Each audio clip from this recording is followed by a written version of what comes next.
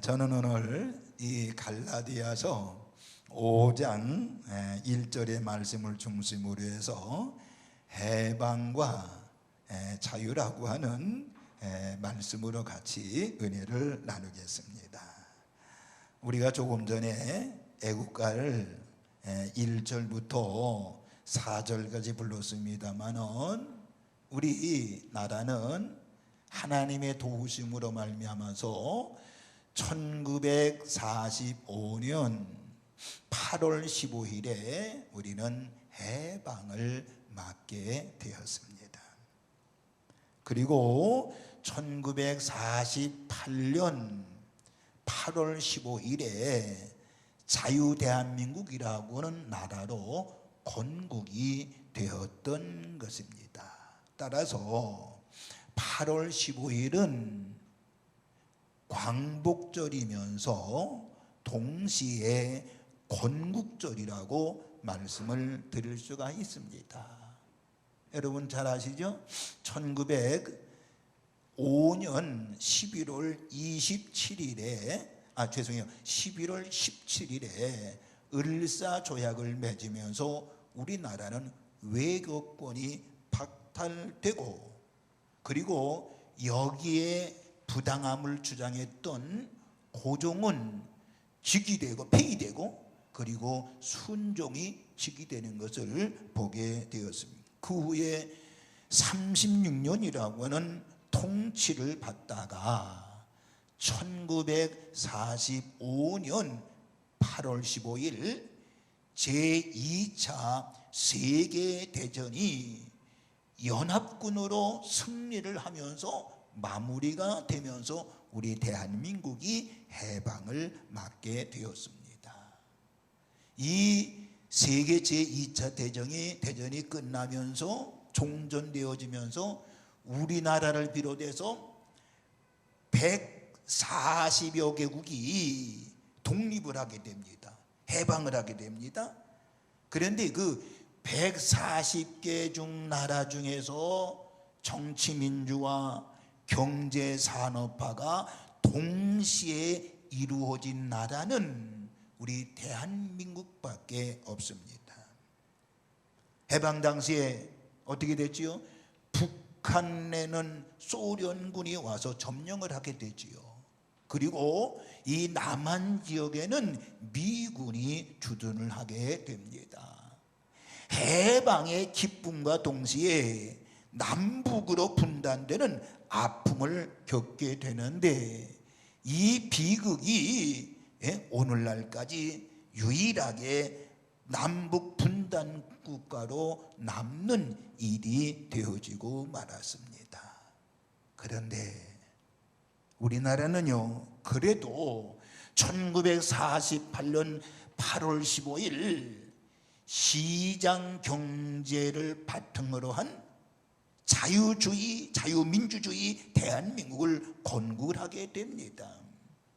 대한민국 건국 대통령은 우만 이승만 박사였습니다. 그 당시에 우리나라의 국민소득은 몇 불이었느냐? 60불이었습니다.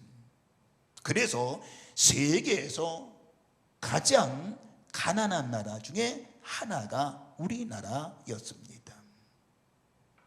그런데 웬일입니까? 세계에서 가장 가난했던 우리나라가 해방 75주년을 맞이하죠. 75주년을 맞이한 이때에 우리는 세계 경제대국의 10위권에 진입을 하게 되고, 무역 6위권에 드는 나라가 되어지고, 국민소득 3만 불에 이르는 잘 사는 나라가 되었습니다. 이뿐만 아니라 여러분 아시다마는 민주화, 또 산업화, 정부화를 이렇게 해서 개발도상국들의 모델이 되어 있는 나라가 우리나라입니다.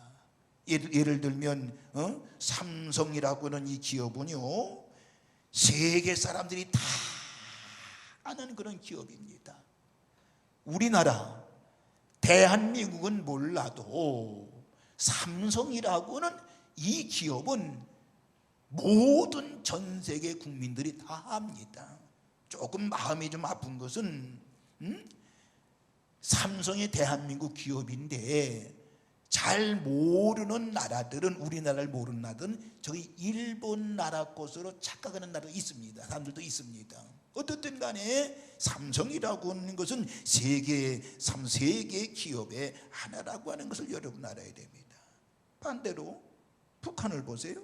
북한은 1948년 9월 9일 조선인민국 공화국으로 공산주의가 수립을 하게 됩니다. 건국 당시만 해도 여러분들 북한이 우리 지역 이 남한보다는 월등히 더 잘 살았습니다. 이거는 부인할 수 없는 일입니다. 1968년에 김신조라고 하는 남파 간첩이 있었습니다만은 그 당시만 해도 1968년도 그 당시만 해도 북한이 남한보다 더 잘 살았다는 것은 잘 알려진 얘기입니다. 그런데 지금 북한은 지금 어떻게 됐습니까?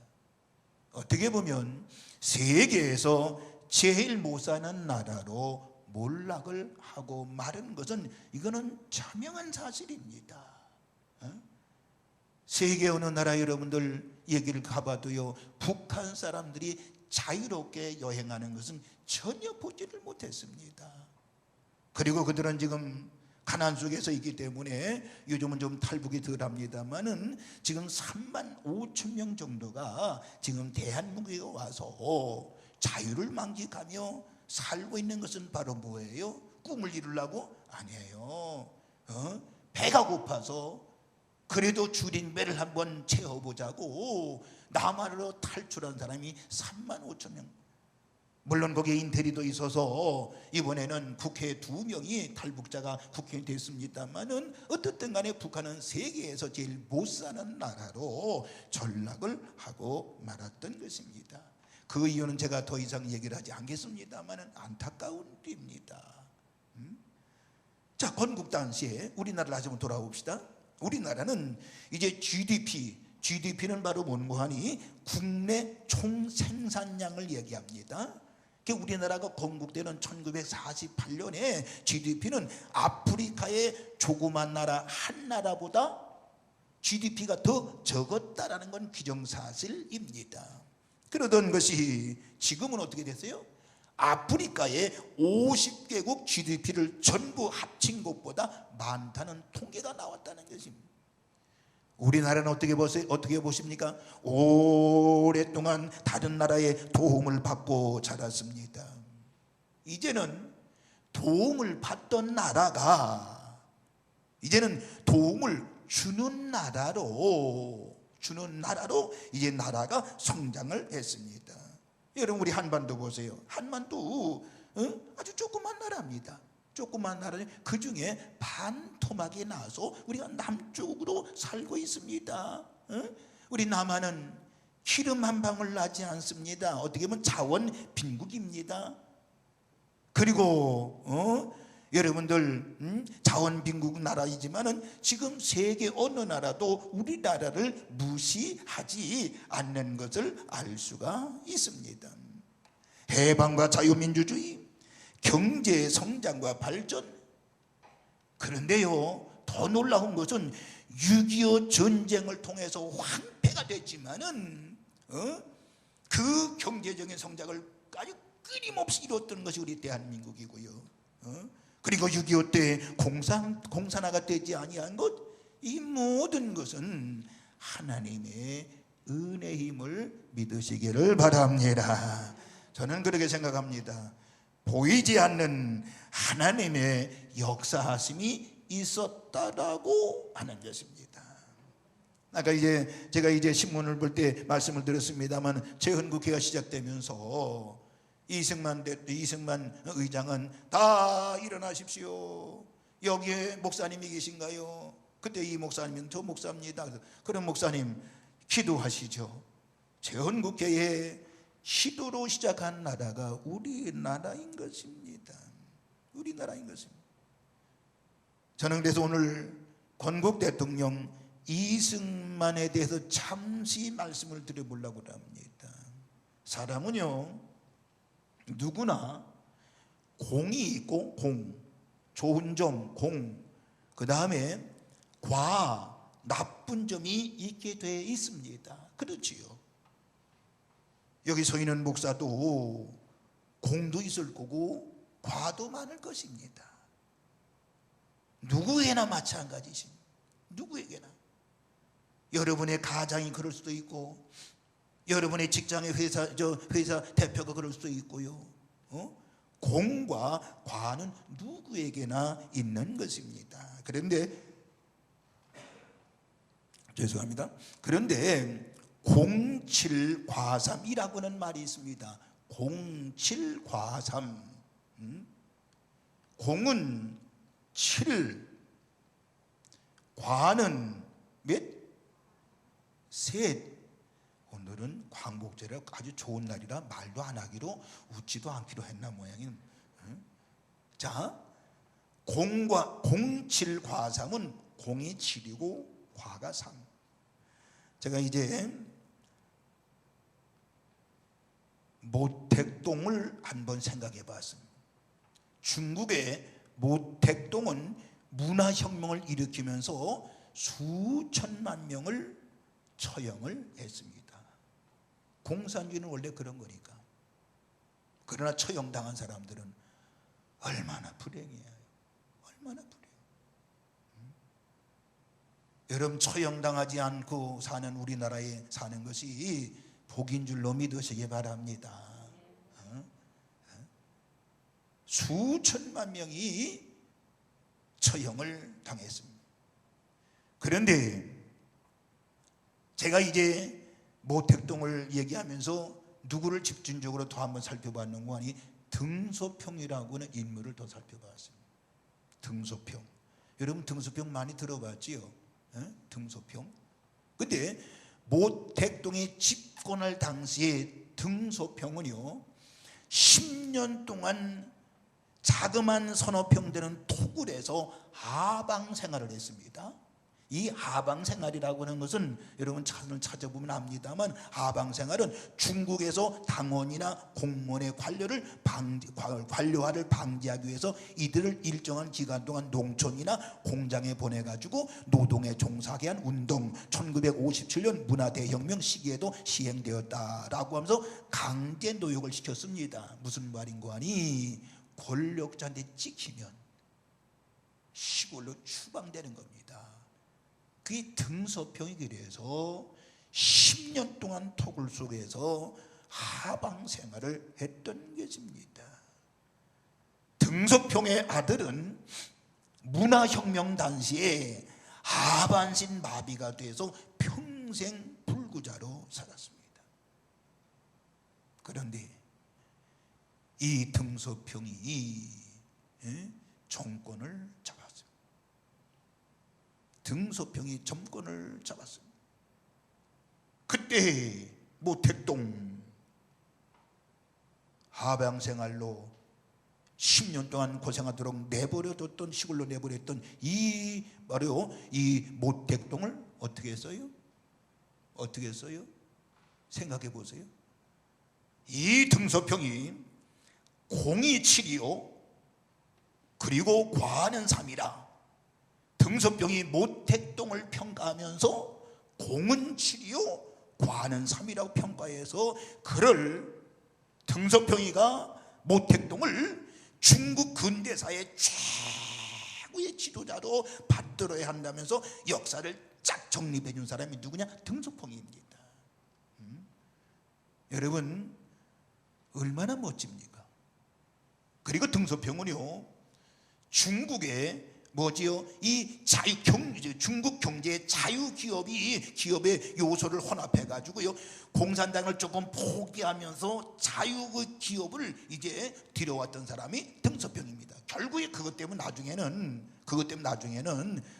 이제 제명을 당하고 맙니다만, 어떻든 간에 중국이 그래도 자유와 물결이 들 수 있었던 것이 등소평 때문임을 여러분 알아야 됩니다. 그런데 이 사람은 자기를 10년 동안 방치해 놓았던 이 모택동을 최고의 지도자로 세웠어요. 멋지지 않아요? 멋지지 않아요? 여러분, 우리 건국 대통령 이승만에게도 공과 과는 있게 돼 있습니다. 그런데 이승만 대통령은 빼앗긴 조국을 위해서 고비를 넘겨가면서 독립운동을 했던 것은 자명한 사실입니다. 해방된 후에 우리의 가난한 나라, 칠흑 같은 어두운 나라, 좌우 이념의 대결로 걷잡을 수 없는 혼돈 속에 있는 나라를 자유민주주의의 뿌리를 둔 대한민국을 건국했다라고 하는 것입니다. 만약 이승만 대통령이 아니었다라고 하면 이 나라에 진정한 자유민주주의가 왔을까요? 한번 깊이 생각해 볼 문제인 것입니다. 이승만 대통령 뭘 했습니까? 한미 방위 조약을 맺어서 국가 안보를 튼튼히 했습니다. 이승만 대통령을 얘기할 때 어떤 사람들은 4.19 혁명과 독재자라고는 연상만 하지만은 그가 이룩한 공은 과보다 공이 더 많다는 사실을 여러분 알아야 되는 것입니다.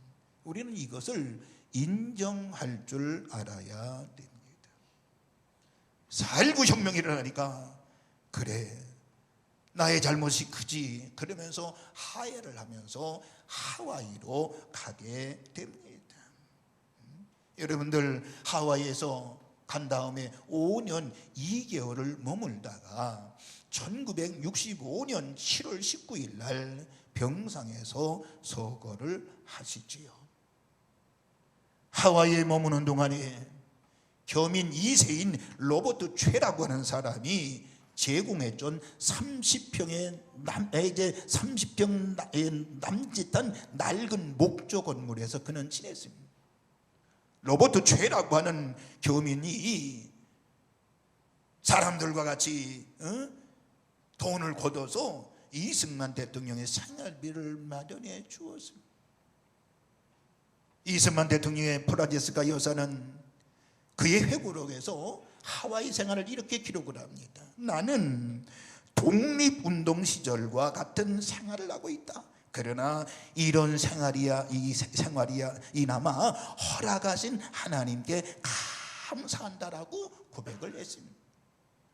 여러분, 우리가 한테 나쁜 대통령이라고 얘기하면서 이승만 대통령의 거액을 가지고 하와이로 도피하면서 호화 생활을 했다고는 이야기도 있습니다만은 그것은 낭설이라고 하는 이야기인 것입니다. 이승만 대통령이 돌아가신 다음에 그 하와이 한인 기독교회에서는 그를 기념해서 동상을 세우게 됐고 그 동상 밑에 대한민국 건국 대통령 이승만이라고 새겨놓았다라고 하는 것이죠, 하와이에. 그런데 고국 국립묘지에 이제 존충원에 안장될 때에는 그 묘소에는 비석이 없었습니다. 프란체스카 여사가 이런 얘기하지요. 유럽에서는 묘에 비석이 없는 사람은 죄인뿐이다. 이 박사가 죄인이냐? 그때 비석을 하나 세웠는데 우남 이승만 박사라고 비석을 세웠습니다. 그 후에 프란체스카 여사가 죽자 그를 이제 이승만 대통령과 합장을 합니다. 합장을 하고 이승만 대통령을 기리는 자들이 건국 대통령 이승만이라고는 비석을 세우려고 했는데 정치권에서 이제 반대일에서 초대 대통령 이승만이라고 세워졌다라고 하는 것입니다. 어떻게 보면 우리나라는 건국 대통령의 동상은 하나도 없다고 보면 되겠습니다. 건국 대통령의 동상이 없는 나라는 우리나라밖에 없답니다. 참 비참한 이야기지요. 그는 일찍이 예수님 마음속에 영접을 하고요, 물론 신학도 공부했다고 합니다. 미국 가서. 그래서 신앙에 돈독한 이승만 대통령 나중에 우리 그 한국에 와서는 정동제일감리교회 장로님이셨습니다. 기도 많이 하는 장로님이었습니다.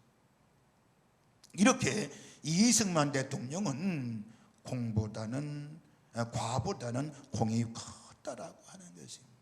이거는 부인할 수가 없는 것입니다. 그런데 정치적인 입지 때문에 박정희 대통령이 그분도 이따 좀 얘기하겠습니다. 잘못한 것이 위에 사람 높여주면 자기 이름이 덜 낼까봐 물론 박정희 대통령이 이 이승만 대통령을 시켜주지를 않았습니다. 자, 그러면 오늘 일단 박정희 대통령 잠시 한번 더 생각해 봅시다. 박정희 대통령도 마찬가지입니다. 그에게는 공이 있고 과도 있습니다.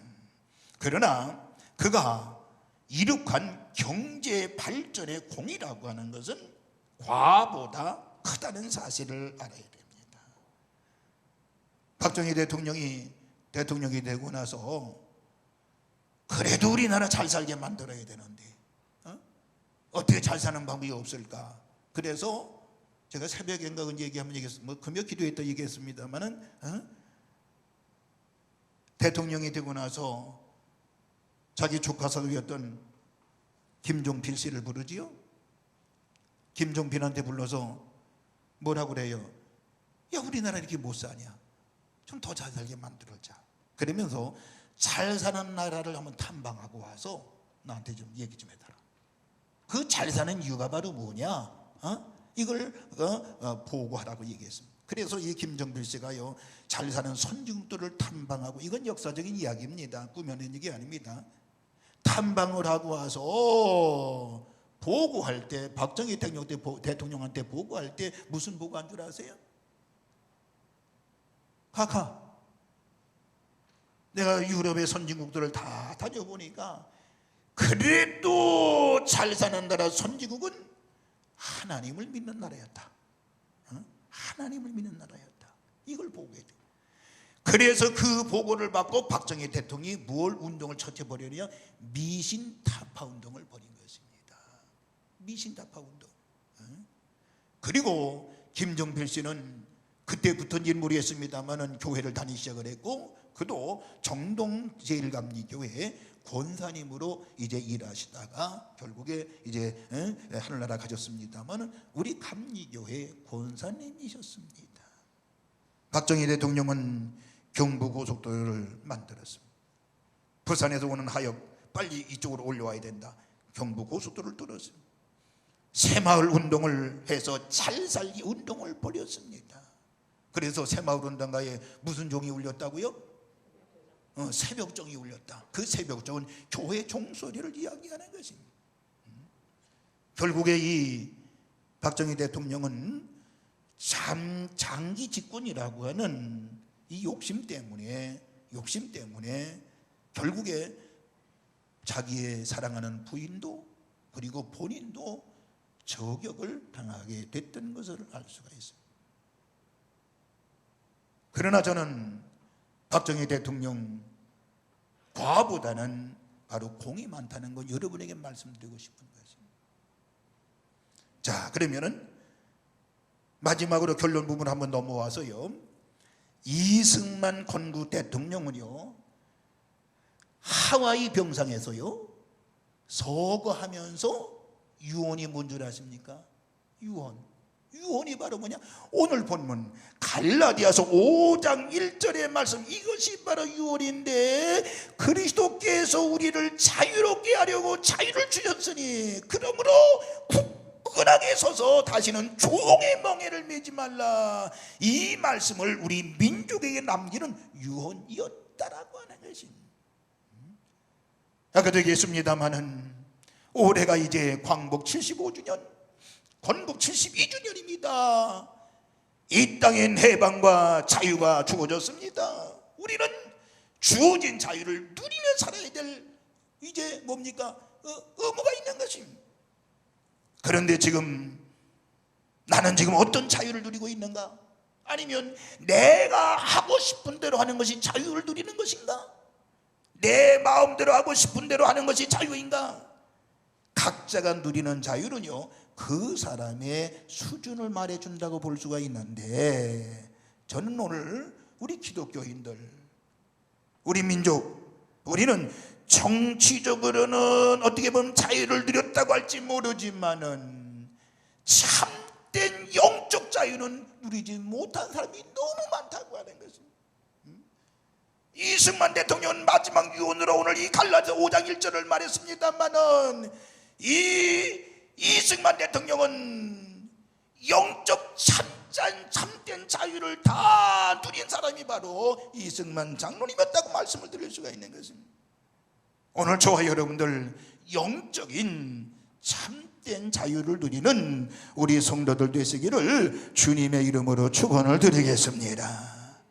예수 그리스도의 법이 복음의 법이라고 그러죠. 사망의 법, 율법의 정죄에서 사망의 법에서 우리를 구원하고 자유하게 했다는 사실을 믿으시기를 바랍니다. 이 자유는 예수 그리스도께서 우리 십자가를 지심으로 말미암아 주어진 것입니다. 그러니까 영적 자유는 바로 뭐냐? 예수 그리스도께서 자신을 십자가상의 속죄 제물로 대가로 지불하심으로 인해서 우리에게 주어진 것이 바로 영적 자유인데, 이것이 바로 전적인 하나님의 은혜임을 믿으시기를 바랍니다.